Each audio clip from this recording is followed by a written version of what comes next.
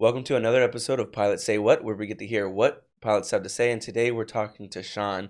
I haven't gotten to know Sean a lot just yet, so I'm excited to talk to you here on this podcast episode. We do this every week. My name is Zach. I'll be hosting from week to week, as I always do. We're over 80 episodes now, so if you guys have been listening in for a little while, make sure to like, comment, and subscribe. That goes a long way for us, and it helps more people find us. And if you're interested in finding out more about Thrust Flight, check us out on, of course, thrustflight.com and things like that. But we also have Instagram and TikTok, all those good things. And we post lots of educational and fun content to kind of keep people updated. But with all that being said, I think we have some good things to talk about today. You've been a CFI with us for, about a month now, I think? Yeah, about a month and a half. Yeah. Exactly. So, I'll allow you the option of, introducing yourself if you wouldn't mind. Yeah. Hi, everybody. I'm Sean Vandermosten. I'm a CFI here over at Thrust Flight at the Addison location. I was a student here first, and so I'm real grateful to be working here too.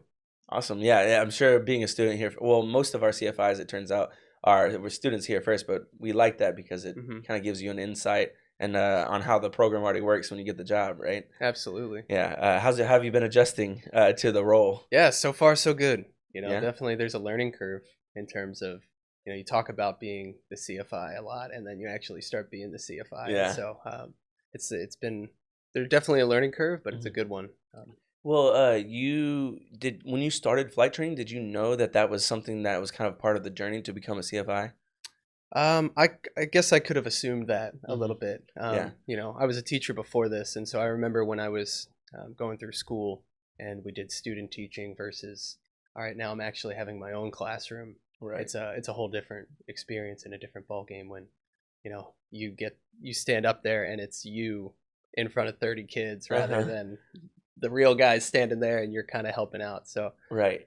What grade did you teach, if you don't mind me asking? Yeah, no, I was a high school teacher, so mostly taught special ed, but I also taught history as well. Okay, gotcha. Yeah. And history can be a little fun. Yeah, absolutely. I think it could also be boring if the teacher doesn't have a good time, maybe a little bit. But I remember getting into history a little bit. Yeah, you can make it fun. Yeah, I watch YouTube videos now about history, and that's how I know I'm getting older. So yeah, no, I'm like exclusively when I run now, I'm like always listening to nonfiction history books. Like I think that's a sign of getting old. Yeah, first of all, running. Yeah. And then second of all, anything audio that's not music. Yeah, I know it. It's I do that too. But that's a good time. I never combined the two, actually. I know. I might give that a try. It's an acquired taste, but it can get you through like 30 minutes or an hour or something like that. Yeah, I think I could do that. I'm gonna give that one a try because I've been slacking lately. Yeah. So maybe something new would be nice.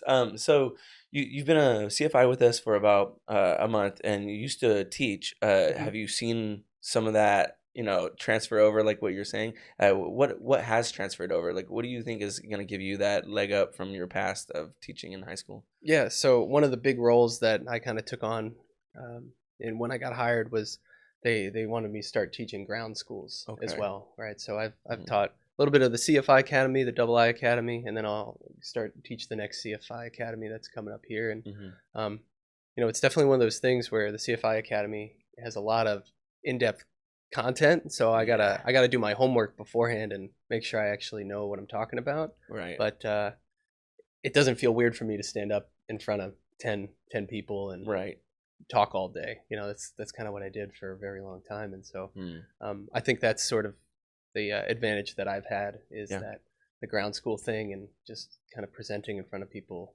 Yeah, I did that in front of teenagers for years, and they're a harder audience than I'm sure adults. They're not paying to be there. Yeah, exactly. But I could imagine that being tough for people who have not really been in that position to really have to speak in front of a lot of people before. Coming in here, especially if they're young or something like that, to kind of so that makes you helpful here at Thrust Flight.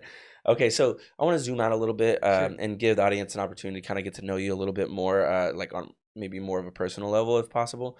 I guess the question I would like to ask is, what is something that you feel like people should understand about you? Maybe this thing like is, it makes you feel understood if someone knows this about you. I feel like that's a tough question because it's broad. It's a broad question, right? Yeah. But I guess what I would when it comes to aviation, like there wasn't a straight path here for me. Mm-hmm.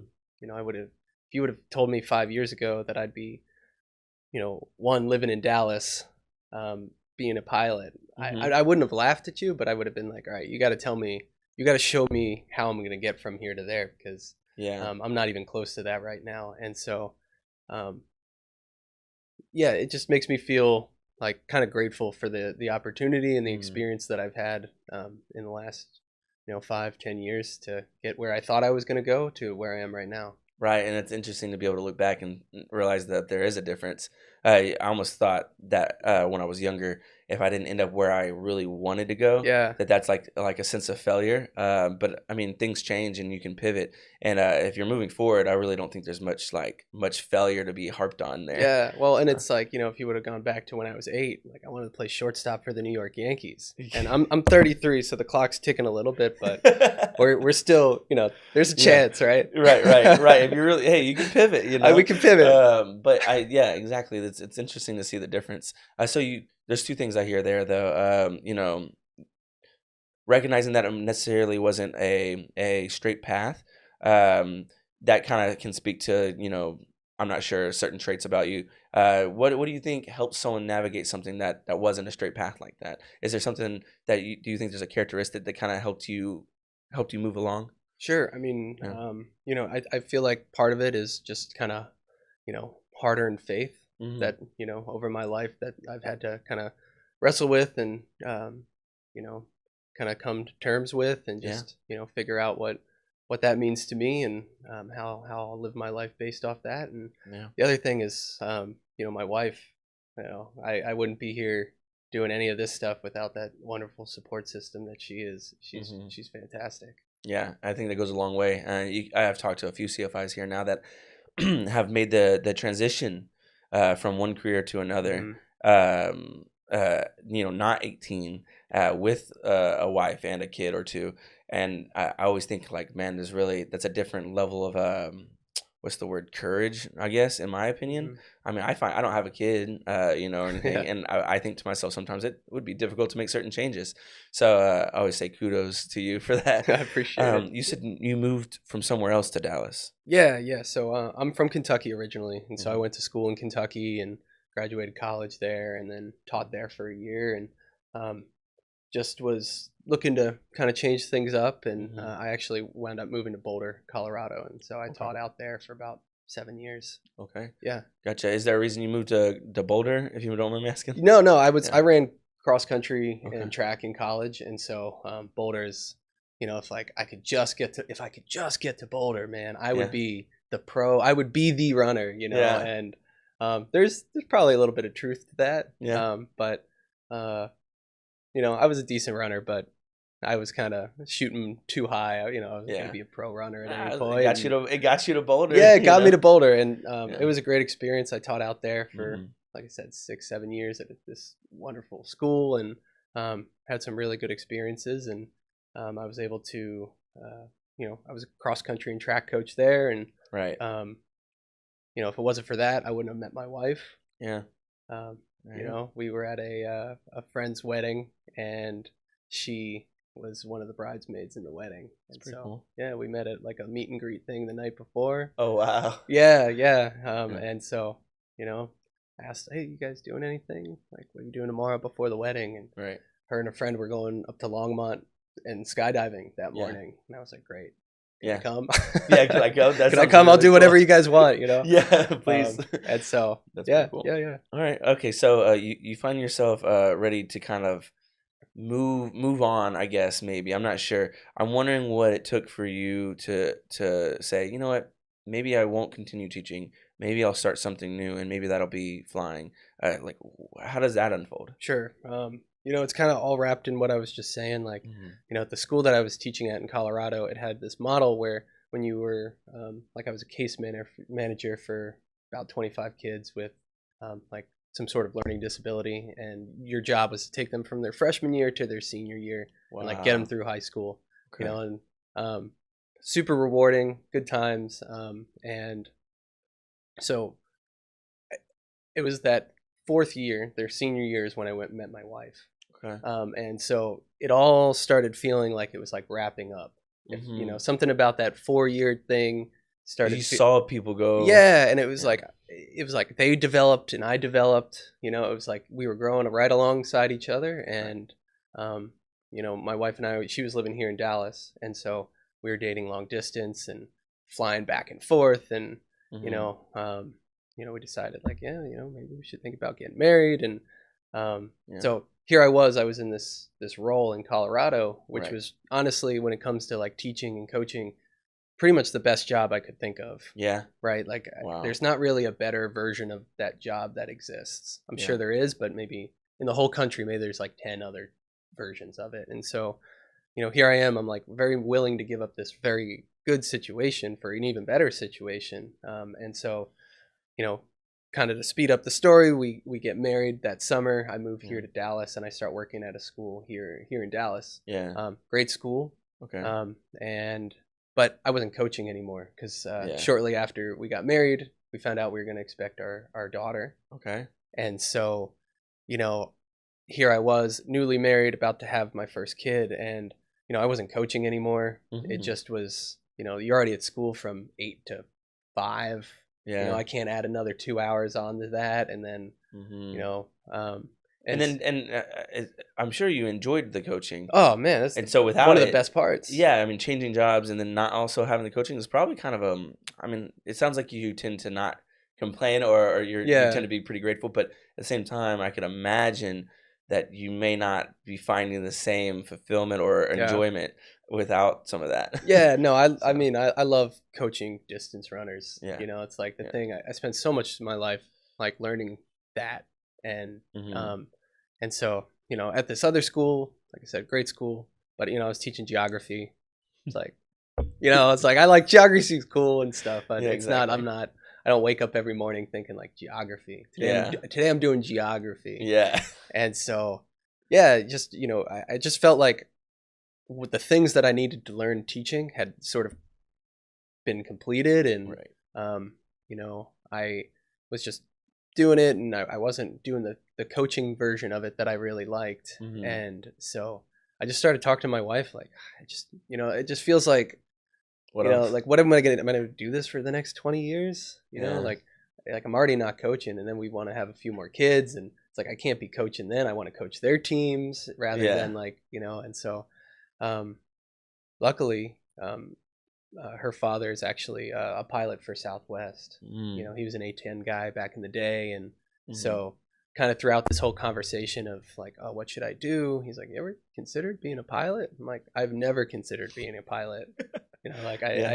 I just assumed you had to be in the military, or you know, I'm from Kentucky. It's just one of those place things where it's like you don't, you know, it's like, You don't think about yeah, you're that. not thinking about it, Yeah. you know. Yeah, especially if you're not around it or anything like that. And so you find Exactly. yourself in this position, you're having this conversation, and I'm curious though, like it first comes up, and you're like, no, I never did think about that. Did you brush it off at first? Did you? I mean, did you? How long did it take for you to entertain it? Well, my buddy Sal, when we were living out in Colorado, he took a few discovery flights actually. Okay. He was like, "Oh man, it's cool. You should think about it." I'm like, "Dude, I'm a teacher, coach. Like, Oh, get that out was of here." back in This is Colorado. back in Colorado. Wow. You know, he Okay. took a few flights, and you know, never really went further than Hmm. that. But I'm like, "Oh, that sounds cool," but I didn't really consider it. And then, Yeah. And you said um, you took a few flights with them? no, no, Oh, no. he did He though. just like randomly came home one Okay. day. It's like, "Hey man, I just flew a plane today." I'm like, "Well, that's crazy." Yeah, that's crazy. Yeah, I Yeah. had a friend who told me that. I remember I had a friend. She was telling me, she's like, "Yeah, I'm gonna get my pilot's license," and she used to tell me that on the phone all the time. And I'm like, "What are you talking about?" Because I didn't understand Yeah. in what world that existed. Like, what are So, the steps necessary? and what Like, do you do with that? what Because do she you was just talking do? about a private, So I was like, okay. But What do you anyhow, No, yeah, yeah. it's like until you have somebody that's there that can kind of explain it to Hmm. you, you just don't consider it to be a real thing. Yeah, it just feels far off. It just Yes. just feels irrelevant Yeah. almost. But to that point, I mean, after you had that conversation with her dad, I mean, did you start? Did it? Uh, I mean, yeah, how did we it go probably then? had that conversation in like a September or an October, and Hmm. then it wasn't until maybe like January I was really like, maybe we should do this. Yeah. You know, he's got a little airplane down at the Lancaster airport, and so Hmm. took me on a couple flights, and of course, like the first one is kind of nerve wracking, you Yeah. know, and your stamina for it is really poor the Yeah, first couple times absolutely, you go man. flying. Like 30 minutes and you're not even doing anything and you're still cooked. Yeah, you still You cook. know? You get on the ground, and you're like, I can't do anything for another 3 Yeah, hours. your like stomach, your head's weird, and Yeah, so you're like, I need to take a nap, eat some bread. Like, I don't know. yes, it's like okay, so here I am. I've got this like, this career and a wife and a kid on the way, Hmm. and I can't even last 30 minutes in a plane. Let it, and Okay. it's like okay, you want to change your whole career and do this. So Hmm. it wasn't a very easy like, oh, definitely yes. There Right. wasn't that moment of like, oh, this is it. I love this thing. I love this Hmm. thing. I'm going to do this for now. It's sort of like it kind of grew over time, Right. which has been fun. That's cool. And Yeah. so, what were the first steps you took to actually starting flight training? I mean, did you Google some things and then do some little research, or how did you end up actually starting? Yeah, definitely kind of Googled, you know, and that's a weird Google search too. You're like Google pilot school or you don't You even don't know. even know what it's called. Yeah, exactly. You don't even know what the Google search is for that when you're coming at it like I did. And Yeah. so luckily one of my father-in-law's friends had actually gone through thrust Hmm. back when it was I think it was still sport aviation. It might have been like Yeah. 2017 or 18, and it Exactly. wasn't the ZTA program yet, but he went through and he got his private and his instrument, and it was in Hmm. the sport cruisers too. Yeah. And he was like, "Yeah, it was great." And Yeah. um, so he was a big like reason why I chose thrust. Plus, we live in Richardson, and so every day, Hmm. like 150 thrust planes go over our house. Like every time I leave for a flight, it's like, "Hey, there's my house." That's wild. I didn't know Yeah, that we flew over Richardson so 100%. much. And Yeah. I never really noticed it until we started flight training, and now Okay. it's like it's every day, all the time. And so I it's see it. it's like a 15-minute drive for me too to the Addison airport, That's which not bad. is, I mean, that's You're right there on the other side of the 75. Then it sounds like to me. yeah, Yeah. exactly. Kind of right south of UTD. It's like I know it's exactly the easy area. landmark to see. Yeah, and I like that area too. It's a Yeah, cool area. yeah, Well, okay, so you're someone did recommend thrust flight. It sounds like, yeah, right? yeah. And so, did you do research before that, and you were kind of like falling flat, or did you just kind of go with his I word at kind that of point? went with his word a little bit. Yeah. Again, my Google search was poor, Okay. like flight schools and like all that stuff, and um, it felt like okay, here's at the Addison airport, that could be good, and I Yeah. talked to somebody on the phone.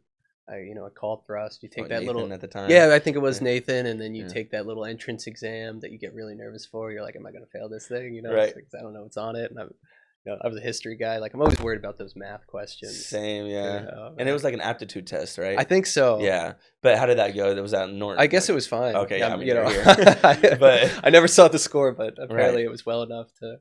So, what were some of the roadblocks? But because I'm assuming you eventually come and take a. I'm assuming you come and take a look at the school. You do the Yeah. test. You talk to people on the phone, Hmm. and you have to like go through the whole enrollment process, and you get to your first day. Where was any of that difficult outside of the test? And was there anything you were concerned about by that point? No, I mean it was pretty easy to go through all those processes. It Hmm. wasn't that part was, pretty. I would say like the fact like switching careers at 32 with like a kid was a much more difficult thing to think about than Okay. like going through that. That part was super easy. Yeah. Okay, gotcha. So I know I'm gonna end up asking you quite a bit about the actual training part of Sure, it all, sure. but I have at least one more question about it because at the end of the day, money is a big factor here Yeah, of too, course. and regardless of your background, in my opinion, this is it's a large investment. Um, yeah, it's a large investment, and it can scare a lot of people. I'm curious, how did that feel? Like, Oh did man. you kind of need to navigate that with a loan or anything like that, or was that something that you had to kind of take a little extra time to consider? Yeah, well, I mean, you know, I'm a big Dave Ramsey guy. And Okay. so when I finished school and I was working out in Colorado, I was like, I was eating rice and beans for like a year trying to pay off my student loans, Yeah, like so I the understand. idea that you might go back into debt or that you just would have to throw basically all your savings into something is Mhm. definitely kind of a big kind of a daunting thing, but luckily we've got family and for family that like is always willing to kind of help us if we needed it, right? Right, So right. it was good to have that like safety net of To know that you wouldn't be down and out if yeah, if yeah, we're if not if things were to we're not yeah. going to foreclose on our mortgage if flight training took 16 months instead of 10 or 12. Mhm. And that I would say the hardest part is probably like, okay, what do I do in the meantime? Like Especially as a CFI, right? yeah, like well, even before that, right, during the training, right, because you can't really work. The schedule's kind of random, and you're always studying, and so you do get blocks of time off, but they're not super predictable. So And we kind of require you not to work, at least in our program. And I don't know how many accelerated programs work that way. It seems to be not too uncommon, but we work that way. Totally, and it makes sense, right? Yeah. Like, yeah, exactly. And a lot of people. So, and for the listeners, I'd probably ask you how you navigated it, but just to put it out there, for people who do end up utilizing some sort of loan, a lot of times what they're doing is they're taking out an overage allowance, so basically more than the actual program costs, to make sure that when extra things pop up, they can afford those things. But they also are getting a living stipend through their loan. A lot of our students, none of our students work. And if they are, they're being real sneaky about it. But what I'm saying is that if you need a source of income to live off of, which many and most people do, that they have a living stipend, and it's just built into the loan. But everyone typically finds their own way of navigating this space. But on the back end, if you just don't really have a lot of help, that's what people do. Anyhow, that sounds like the most scary part to me. Yeah, for sure. So, I mean, it's a lot of money to, that's just a lot of money to put down and to do anything. Right. And so, you even touched on it for a second, but you start flight training and you're not really working. And then now you're a CFI as well. And I feel like for people who take out the loans anyways, payments start to come in at that point. And they're typically large payments if you took out the full loan. And so I'm always interested in how people are navigating this space. But I realize if you just kind of like, oh, there we go. What it was that you said that I wanted to ask about was you wouldn't have to necessarily foreclose or hit rock bottom or anything like that if flight training took maybe 16, 18 months or something rather than, 12 months or 9 months. But you didn't say if it didn't work out. Yeah. And so that's my question. How come is that not something you consider, oh, this isn't going to work and I have to quit and I have to just completely abandon it? Well, I mean, there were some, dark days in the start of like, private pilot first couple stage 1 and 2, and you're like struggling to even just land the plane. You're like, I can't even land the plane. Like, what am I supposed to do with this thing? And so, right. And you're fresh. You're not from an aviation understanding or background. No. So there's a good example of like what it's like coming in fresh. But absolutely. And so, you again, I was just keeping kind of an open dialogue with my wife of like, hey, I'm really struggling right now, and I'm not sure if this is gonna work out. Yeah. It's like, and there was an option of like, if I wanted to come out after private pilot, then I could have got that money back or whatever. So there was always sort of like an exit if we needed it.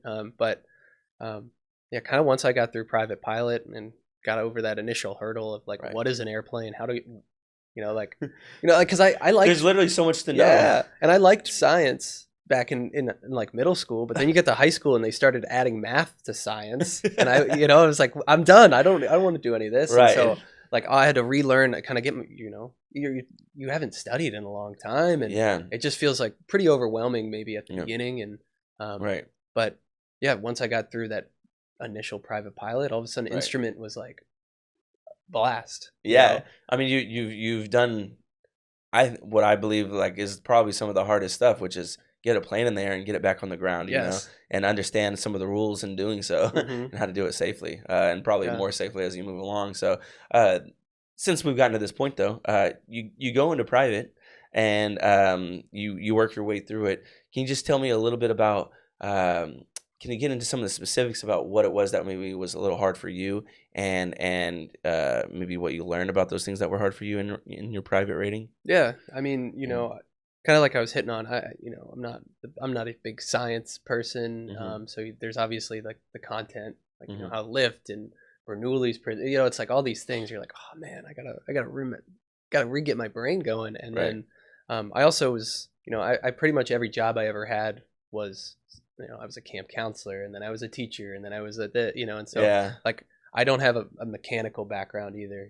Like I know guys that maybe like did, they're engineers for the railroad, or they worked on a farm, and so they're used to like manipulating machinery. And my dad always gives me grief because my job was like to hold the light when he would work on the cars or something. And I barely did that well. Hey, I understand. So for me, it was kind of like, I was able to kind of get the ground stuff going after like a couple weeks of like, all right, reset the gears, try to get them turning again. But it took a while to kind of get the feel for the airplane. And I just needed, right off the bat, I just needed more reps. Like I couldn't picture it, especially like the round out and the flare. Yeah. Just like, they're like, you're coming in flat. Like, I don't know what that I don't even know what that means. I don't know what that means. And so, I imagine myself, when I approach things that I know nothing about, I hit a wall for sure, right? Like I can have a good attitude, I can have the work ethic, but if there's something I can't wrap my brain around, it takes a second, and it takes a lot of reps, and it takes a lot of conversations. I'm wondering though, when you have that moment where you're like, I don't know what that means. What do you do after that? What do you do about that? Do you just get the reps in? Do you have conversations? What do you do? I mean, it's probably a combination of everything, right? Like part of it is like you just step away from it for a day or two, stop thinking about it. Maybe just go hang out with your kid and your wife for a little while. Others like, luckily my private pilot instructor Chisholm was great, and Chisholm. Awesome. he was pretty, like, I don't know, patient with me is the best way to put it. Yeah. And he was, he would always be willing to go fly with me and help me out. And we had this like wonderful July class of guys, and it was just a really good group of people too that I could study with and lean on as well. And so it's kind of a combination of all those things. Right. Okay. And did you ever have to ask a question that you felt like might come off as a dumb question? All the time. Yeah. That's like the story of my life, right? Yeah. The story of all our lives. And so I'm just curious, did you can you talk about the interaction though when you have that? How do you position yourself to ask a question that's like a little, Yeah, just from a place of like, I don't know the word I'm looking for. Humility, humbleness, humility. Yeah, it's just like, hey guys, we got to talk about landing the plane. Like they keep talking about rounding out, and then so we're going through it, and somebody's like, well, do you ever like transition your eyes to the end of the runway? I'm like, no. Try that. Right. All of a sudden, oh, I see it now. It just happens that way. Okay. Yeah. And the reason I asked that is because quickly in aviation, I feel like you learn that takes a lot of humility. You can't carry a lot of pride with you when you're learning how to fly a plane. You kind of gotta listen and try to understand. But that being said, that means asking questions and having conversations. So I like to ask those questions, especially there might be people listening who really don't know much about aviation, and they did stumble upon maybe this podcast or this episode, or maybe they just saw an ad or something, and they're just trying to figure something out. So I like to think about it from someone who knows nothing kind of perspective. Yeah. So you get through your private though, and you start your instrument. What's going on in your brain at this point? You feel a little bit more confident about what you're doing. You said you kind of enjoyed instrument. What did you enjoy about instrument? Well, the nice part about instrument is like you don't have to make any of the decisions. They just tell you what to do. Okay. So I was struggling with like the ADM of the whole thing in private. Of like, all right, how do I enter this traffic pattern? What do I do here? And it's like thrust 555, left turn 030. Awesome, I can do that. Yeah. It's like I'll just listen to what ATC tells me. And, okay.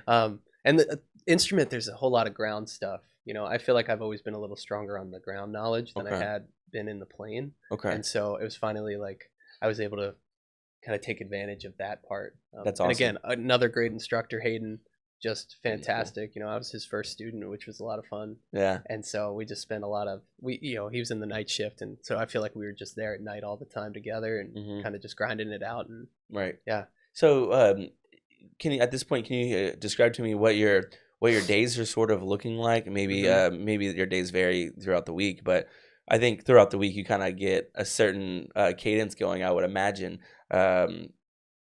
I guess for the people who are listening and maybe they're considering flight training, what would you say to them about how the day goes as a person who's in flight training? Sure. I mean, I think the thing we were struck by the most was how much time I actually had. And the best part about that is that I got to be at home a lot and like spend time with my daughter. Like she, at the time when we started flight school, she was 6 months, I guess about 6 months old. Yeah. And so I got to spend the last basically year with her, like almost every day with like, which if I was teaching, I wouldn't have been able to do that. Yeah. That's an 8 to 5 thing. And it's amazing. We got to spend so much time together, and that's been amazing. With that is like, you actually have a lot of time. Right. Yeah. And so, in comparison to someone who's working 40 to 50 hours a week. Yeah. Maybe when you say time, let me ask you, do you think there's a distinction there for to maybe even say autonomy?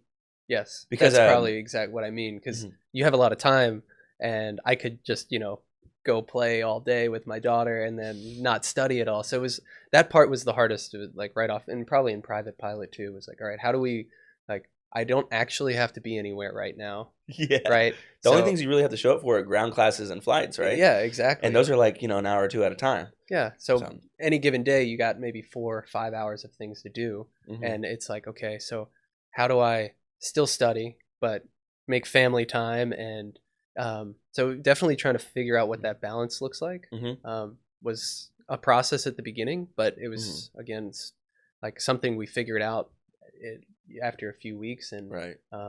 yeah, it's just you like you said, autonomy. So hmm all right, I've got to go study now, and maybe every once in a while go to a coffee shop, whether it's with your friends or by yourself, just to get out of the house, or Yeah. like, hey, I've got this flight at 2. I'm gonna stick around afterward and probably study for another 2 hours, just because I know if once I get home, we're gonna be playing or hanging Right. out, and we'll go to the park or something. And it's kind of like sectioning off times for certain things, and I Yeah. think that's definitely a different kind of skill.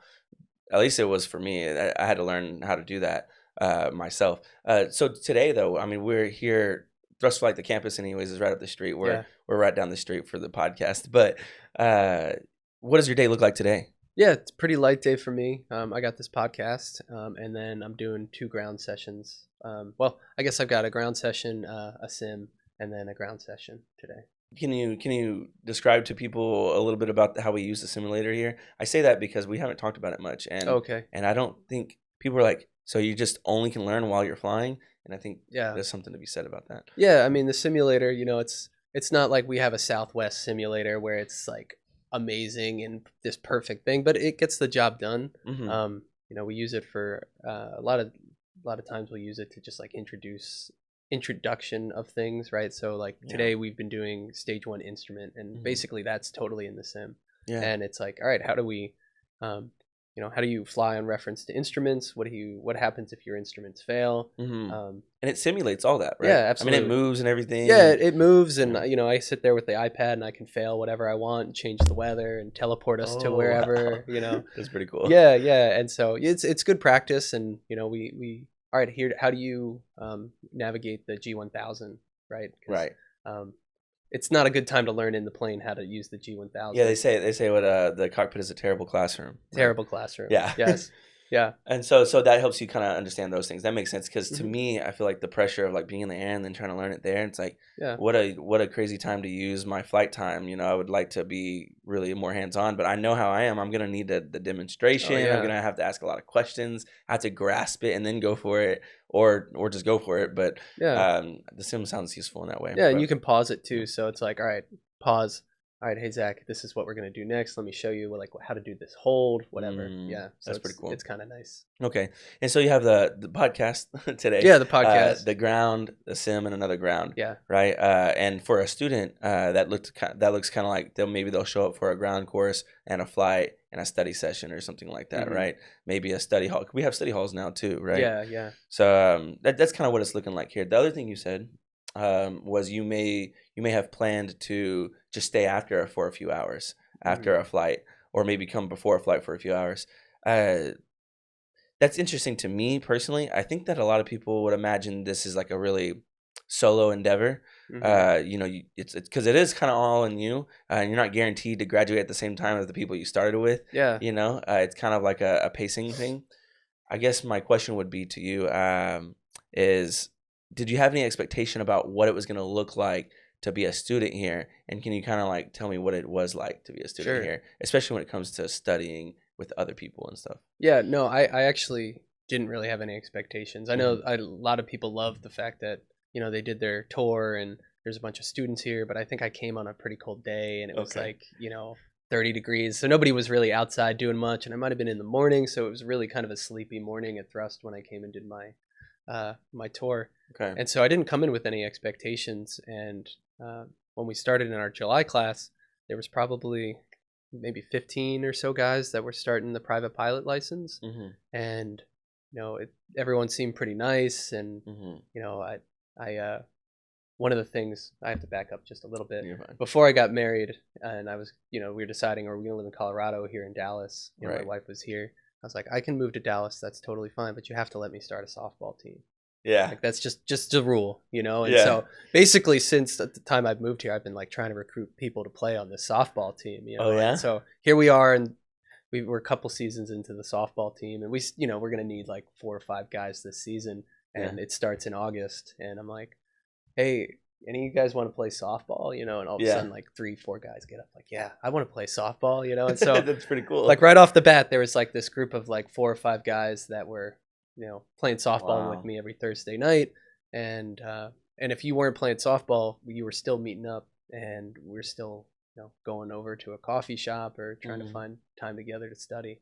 And so it was nice. And you know, we didn't all move through the program at the same pace, Right. but the guys who had moved faster were always willing to like kind of step down a rating and like help us out, which was Yeah. great too, right? Because So they have their own stuff, but they'll still be like, "Hey, here's what I know, and I'll share." yeah, So it's like, hey, you just finished instrument, like I'm just starting instrument. Will you give me like a rundown, or like do you mind to give me like a mock stage 2 ground? And right, so it was just really like some really good friends were made that way. right, and I just I'm glad that we get to talk about that because I think that's it's not something you can sort of predict to have as a great Hmm. resource. And when I say that, I mean like I guess our community or the group of people you might find here. And even when I walk over there and I'll get to talking to certain people, there's certain people I really like talking to because they have photography and video backgrounds, Mm. you know, and we can just sit there and yap the whole time. And it's weird how they make their own correlations to how they understand flying because of their background, and that helps me understand it in that Hmm. way because you know I'm not a pilot. I'm here on this podcast and I'm learning through you guys. Yeah. But it's weird because everyone has their own way of thinking about it based on maybe you know things they are interested in. And like you said, there's a softball group. Fly boys softball we play Thursday night. Hey, that's awesome. If you need a softball group to join in, come check it out. That's pretty cool. So, anyways, I think it's cool to have a sense of community here Yeah, because I yeah. think it goes a long way. And like you said, you feel comfortable talking to someone you play softball with about flying, Hmm. and I think that's a really cool thing. Yeah. So, you're a Well, CFI now. I'm sorry, were I you was gonna just say gonna something? say, like, Yeah, you know, you're talking about the photography thing. You yeah, know, one time, you know, we were talking about how, like, as an infielder, you have to know like who's on first or who's on second. And so if hmm the ball's hit to your left or right, where you're gonna throw the ball based on like the speed of the guys. And so, hmm like, I remember talking to a good friend about how, like, you know, on the landing, you have to like take into consideration the wind and like, you know, if there's any turbulence or, you know, how tight or close in your traffic pattern is. And hmm like we had a conversation for like an hour about somehow softball landings, you Yeah, know. I think that's really cool actually because it does a lot. I think there's a lot of like soft skills that go into to being a pilot and Hmm. learning to be a pilot. Yeah. And a lot of these soft skills aren't necessarily something that everyone's had the opportunity to really practice. And when I say that soft skills, like even the idea of thinking ahead Hmm. and reading a situation enough to decide what to do, right? Being proactive, Yeah. like that's a type of like skill to practice a little bit. It's not something you can. No one goes out of their way to teach you, Hmm. and it's really not something you read in a book unless you're reading some good books about Yeah. self-help and Yeah. stuff. Maybe it will, but even then it's just in a book. You got to practice it. Yeah. So I, I like that. That's why we bring that up, but it's cool. Mhm. Y'all did have that conversation, so Yeah, I'm glad yeah. it I'm you sure there's related. a photography, you know, Yeah. version of that exists, you know, Yeah. and I mean, I like to. That's why I like talking to pilots. I feel like it's sort of it's a craft. You know, yeah, it's not yeah. just it's a trade, yes, but it's as much of any trade as a craft, really. Hmm. And it's not just something to know; it's something to do with a sense of technique and skill and even nuanced. You know, so Hmm. I like that about it.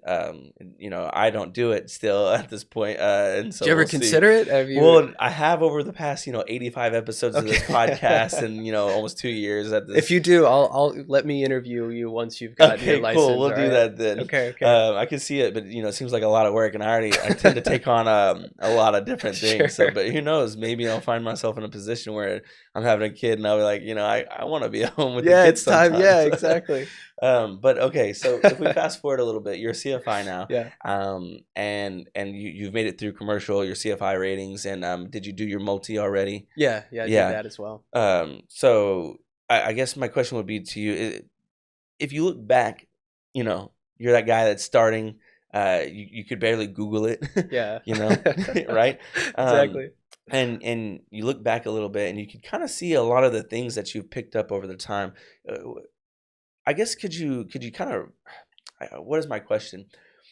What do you think about how far you've come, and is there some major things that you've taken out of your journey so far of flight training? Yeah, It's kind of no, broad, but no, it's good. It's a yeah. good question. I mean, like, it's interesting when you do the flight training here because of the ratings. Kind of, the best part about the 141 school is that you finish one, you start another, right? And Hmm. so all of this got done in 12 months. That's crazy, right? Like, I went from nothing to being a hired CFI in like 13 months or whatever it was. Yeah, That's pretty nuts. yeah.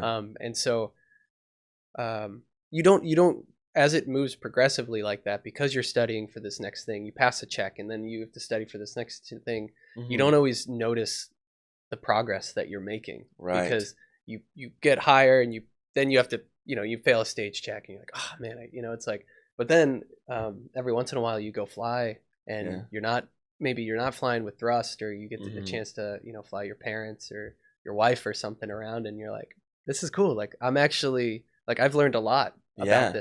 this thing that I knew I couldn't even Google a year ago, and now all of a Right. sudden, like, my mom is trusting me to take her up, and I can barely get my girlfriend to let me drive her. exactly, yeah, right. Sorry. I know my mom's But still like holding on to the thing when she yeah, teaches you to drive. yeah, You're like, Mom, exactly. I'm not even driving.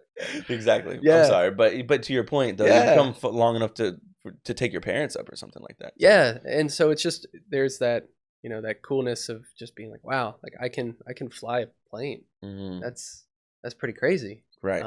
And at the same time, it's like, then as a CFI, you're not getting your checks anymore. You're not doing stage checks or whatever, Mhm. but you realize, like, oh, there's still so much I need to learn. Mhm. So it's like this. It's this humbleness that kind of comes up against this accomplishment, that it's like, Mhm. wow, this is amazing that, like, I can do all these things, and then you get Yeah. humbled quick, or you Right. realize, like, this student is asking you a question, you're like, And I I think don't that's exactly know how to answer that yet. exactly. I sorry to interrupt. No, I like no. that you put it that way because I guess that's one thing. I think that might be the thing that I like about something that's considered a craft. I guess is that there is this constant balance and trade off of Mhm. accomplishment and humility because, like you said, you get to be proud of the accomplishments you made, but you're quickly still there's always more to learn. Mhm. And I think this just makes for an interesting experience. I really enjoyed that part of that experience because yeah, you don't always get both those things. So, Mhm. anyways, for you to say that, you're still learning now, like Yeah. you said. Yeah, and there's like, so, for example, like the first training flight I did with thrust as the CFI, Yeah. we practiced landings, and it was like, I could see what the guy was doing incorrect, but Hmm. I couldn't, the words weren't exactly there. Like, Yeah. I can think of Chisholm. He's like telling me exactly what I'm doing wrong and how to fix it, like, in real time, and Right. like, I'm just doing whatever he says. And so it's been interesting to watch, like, yourself, develop these, like, take that next step a little bit from, Hmm. like, he's like, oh, it's like, I know he needs right rudder, but I, like, can't tell him that yet, because I my don't know how brain to make hasn't it caught click. my brain hasn't caught up to, like, what I'm seeing, because it's like, you and I, if I'm flying, I'll Hmm. just do it, Right. right? I'll make the correction, whatever it is. But it's interesting to kind of, like, see it and try to figure out how to explain in real time. And I did have an experience like that recently where I was trying to explain to someone how to do something that I did know how to do, but it was Yeah. harder to explain. And I was like, well, I guess I've just never thought about it. Just do Hmm. it. And that really, I feel like that brings another level of understanding to be able to put Yeah. it into words. Absolutely. And Um, this is a silly example, but, like, if you haven't played a video game in like a year, yeah. right? And it's like, hey, how do I do this, right? Like, I don't know. Last time I played Call of Duty, but it Yeah. was like 2 Thanksgivings ago. Somebody was like, I was with my brother-in-law, and he's like, what do I press to, like, do this? I was like, I have no idea. Just give me the controller and I'll show you. Yeah. It's I like, got to do it's like, it. it's this button. Yeah. And It's I feel like it's similar if you ask somebody about a passcode to something that they don't really, they're like, and then you see them imagine it, yeah, and yeah, they can't do it unless they can't say it unless they do it. exactly. It's similar. I think everyone can relate to that So maybe almost. there's like a Um, level of, like, being a CFI where it's like, you know how to do it, but then you have to figure out how to, like, explain it yeah, or something. articulate and get Yeah. across the yeah. And so I'm sure that's kind of part of the stages you're in now, Yeah, as you're absolutely. about a month in, right? And Yeah. so, and is there a certain rating they're going to have you working on more often than on any other? Well, it seems like right off the bat, you get checked out to do commercial instrument and double I. Okay. And so mostly I've been doing more instrument stuff. Hmm. So, but I think all the rest are kind of fair game. for Yeah. me to do as well. It does seem like they start you guys off in an area where it's a little bit more regimented or rigid or something to be able to like Hmm. say this is just what it is. That way you can work out some of the things you're talking about right now. Yeah, and it's like, Yeah. maybe if I went up with a guy who's never flown, it'd be fine. Yeah. But it's probably, Maybe there's another yeah, have the CFI. more senior guys go up with the fresh guys and give us the commercial ones. Like Yeah. that's probably a good way to do things. See, and we've been doing this for a little while now here Yeah, at Thrust, and I think any school that's been around for a little while, they can see where people's strong suits are. So, absolutely. okay, but and another full circle thing I'd like to maybe ask you a little bit Hmm. about is you and your wife had talked about what you're gonna do next, right? Yeah.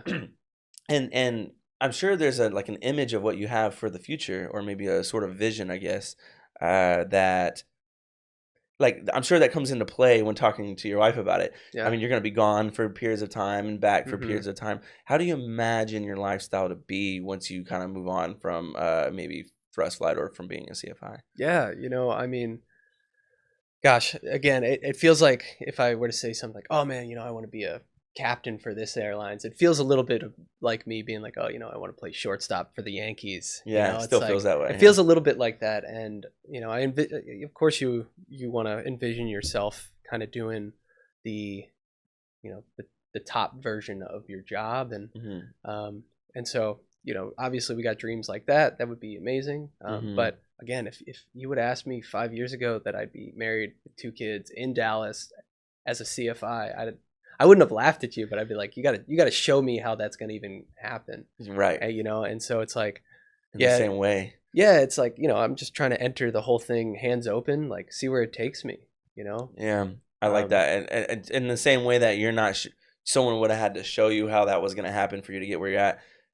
You wouldn't know any more about how you're going to get to the next stages, but you just kind of keep moving one step yeah, in front of the other. So, it's like just like um, when I was a teacher or coach, it's like I'm just going to try to do this thing that I'm doing right now as best I can. And mm. if How you do you not get more caught up in like maybe the past or the future at all? I mean, not saying you don't, I guess, but no, but you know what I mean. It sounds like it's I hear people say things, and I can maybe in other conversations, or I can kind of tell when they're talking that they're concerned about whether or not they're going to be able to get a job yeah, as a CFI, or even in the airlines, or not in the airlines, in a charter or whatever. hmm, And they're thinking about those things, which is it's good to think ahead, of but course, yeah, you also don't walk into it blind, right? right.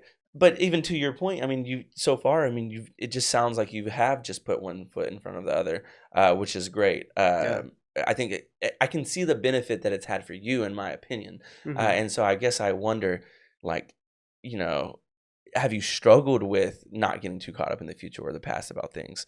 Sure. Yeah, Yeah. I mean, just like any normal person would, I right? guess, Like yeah. it's not that I'm immune to thinking about like, as guys in my class have getting further along than I have, Hmm. there's always those things. Yeah, But I just feel like, just all the experiences that I've had in the past, it's like, I walked onto the cross country team at Eastern Kentucky, right, and I spent 5 years trying to make that varsity like Division 1 team, and right. then finally in that 5th year, I was like the fourth guy at regionals, helped send them to nationals, and it's like, Okay. and it was just that was Wow. to me that was like harder than this, Yeah, like I because understand. I'm 18, 19, just getting crushed by these grown men that Yeah, are like running way faster than I ever think I could have. yeah. And I just had to every day for 4 Grind. years like grind, put in miles, and just like hope and pray that it like worked out. And there was Hmm. no guarantee that it would, Right, you and know? yet you got to eventually at least make an impact, Yeah, to your yeah. point. Like I got to be a guy Yeah, that, you know, like helped send the team to the national championship. right, And it's like that to me was like one of the hardest things I ever did. right. I mean, because there's so many like dark days of like up down up down. Like, what am Mhm. I doing here? Is this even worth it? Yeah. And it's like I feel like that was a really formative experience because Mhm. you know like that was really hard, and Right. this is really hard. This was really hard too, but Mhm. it's I have the faith that if it doesn't work out, like there are other things to go on. Like Mm. I said, I thought I was going to be a teacher coach forever. Right. And then all of a sudden my wife walks into my life and now I live in Dallas and I'm Yeah. starting flight school, and it's like, cool, now I want to be this Southwest or Delta captain. And it's like, it's like, man, what do I know? Yeah, It's like exactly. I'm just gonna try to, be as good as to everybody as I can, love my family, love my kids, Mm-hmm. and like learn about flight training. And I Hmm. mean, at worst, it's like I spent a year learning how to fly a plane. Like that's cool. Pretty cool. you Yeah. know? Okay. I Yeah, got you. okay, so I go back to teaching. It's like that was a pretty good gig to start, Yeah, I gotcha. you Yeah, I know? understand. And I guess if you were to play that role out a little bit at worst, like yeah, I mean, there's some money spent, Sure, there's some yeah. time spent. Dave Um, Ramsey would be upset with me, maybe, but right. And but to your, I mean, if you just make the decision as it comes, I guess it sounds yeah, like. I mean, again, So it helps that I can't gush about my wife enough. She's just such a solid rock, and just awesome. she's so nice to me. Yeah. Like you got to find a wife that's just like really kind and sweet, and it's like it's so nice to come home every day, and it's like Wow, that's it's nice. just Yeah. real, just kindness and love, and Yeah. so It goes a long way. that helps, right? Like Yeah. if you don't have a supportive system at home, like the pressure would be higher. I think it's pretty common for people not to have a lot of that kind Yeah, of support from a lot of areas of their life. So, absolutely. so I mean that's a great piece of advice, Yeah, yeah. to have somebody in your corner. Have somebody And really in your corner yeah, and be in their corner too, right? Like exactly. even though she was giving me an out if like this wasn't working, Mm, the whole time it was like, if this isn't working for you or like our family, like we can always change it up too. Like right. here's you also have an out. It's not just me. And you seem, in my opinion, pretty motivated by your family. Also, like a Yeah. lot of it's not just for you; it's for them, right? And Hmm. maybe that helps with removing some of the identity that could kind of get in the way Yeah. of thinking I am doing this and I'm not doing that, and the future and the past. I think a lot of that has to do with like maybe how we want to identify too. Hmm.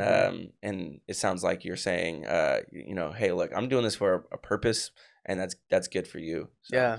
And uh, I think probably maybe the thing is like, as an older, I'm going to use air quotes, like I'm 33, right? yeah, I have yeah, to warm up before I run. Like I have to stretch. All those things. I yeah. get I'm my back. 31 in a I month, did this so the other day and like my neck, but yeah. it's like, I know I'm not that old, but I think one of uh, the advantages of being a little bit older is like you've had a career, you've kind of gone through like the formative ish years of your life, right? Like You're right. if I was 20 and I was trying to do this, there would be identity wrapped around in it, Mm, right? Like it'd be mhm. like I am a pilot, I'm this. Like if I'm not a pilot, I'm nothing. Like Wow, yeah. you know what I mean? Like And that's kind of what it becomes like when you're doing hard things. totally, Yeah. yeah. So, And so like I kind of worked all that out in my 20s, okay, wow. and like luckily, like yeah, if I would I don't know how this would have gone if I was 22 trying to trying to do the pilot thing, man. Right, right. Yeah, Yeah. I see what you're saying. Well, I appreciate you sharing that because I think a lot of what we're talking about.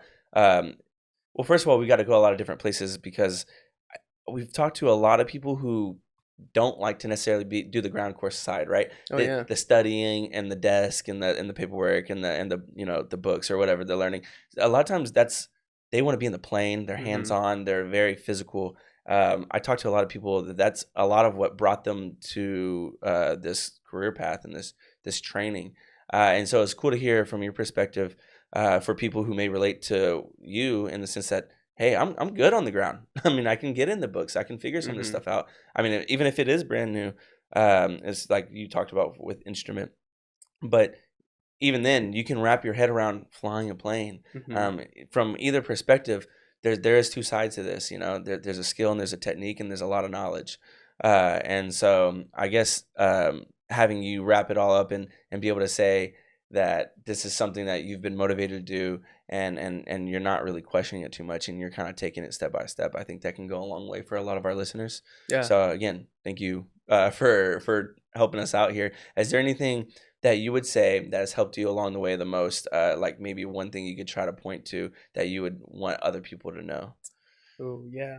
I mean, Maybe a few again, things. It's up to you. yeah. No, that's a good question. I mean, Mhm. it's just you know, you're if you let yourself get discouraged in something like this, Mhm. then it's going to be easy to kind of like you said, get your identity kind of wrapped in, or your ego get hurt. Yeah. But I mean, it's like you're learning to fly a plane. Like what have I ever done in my entire life that's even been remotely close to it? Like I've never had to take anything off the ground or Mhm. land it, and so it's like there's no reason I should just know how to do this, Right. right? And Right. so after I kind of got over that a little bit, it's just like, okay, I'm just kind of learning, and kind Mhm. of like I'll just take it rating by rating, and we'll day by day. It's And easier to welcome the hard parts, yeah, the yeah. failures even maybe. And the hard parts are like, that's like, nobody ever looked back at something they did that came real easy to them, like, oh, that was really worth my time, right? Yeah, And I think it's so. like, it's the hard things that like we remember the most, Yeah. right? Like, um, and so a year of struggling through flight school, um, and you come out the other side, and all of a Mhm. sudden you take your wife or your mom up to fly, and it's like, wow, that was all pretty worth it, and like, Yeah. look what I can do now, you Yeah. know? Yeah, I can imagine that. And so, Yeah. we'll be wrapping up here, I guess. And I Mhm. guess I just have to say a few things for those who are listening or watching. If you're interested in flying, no matter your background, I mean, if you've listened to just a handful of episodes here, you can tell that people come from very different viewpoints, different ages, and different careers, and different living situations. If you're curious about it and you have watched a few episodes, I mean, just Google flight school near me. And it doesn't have to be thrust. Of course, we'd love to have you here, right? We always want more students, but maybe we're not near you. Just look up a flight school. Go. They want to take you on a tour. They want to show you around, and they also would love to give you a discovery flight, I'm sure. So just go experiment, go explore a little bit, and kind of see if there's something out there that you like. And if thrust flight is near you, of course, reach out to us. We're here to answer your questions, even if you don't come fly with us. We want to help people get into aviation. We really care about people who love to do something and want to make a career out of it, and that's our goal, right? So, thank you, Sean, for helping us get that message across to people. If you are enjoying this episode, like, comment, subscribe does a lot for us.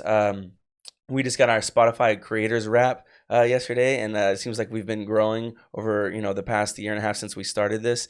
We're like in over 70 countries or something like that. I think there's like over 40 people who have us as their like top listening or something, and I didn't know that, so I've been working on my voice, so that I can do well by you guys. But that being said, rate us on our streaming platforms, and give us a call if you're interested. Thank you for listening to this episode of Pilots Say What, where we get to hear what pilots have to say, and we'll see you on the next episode next week.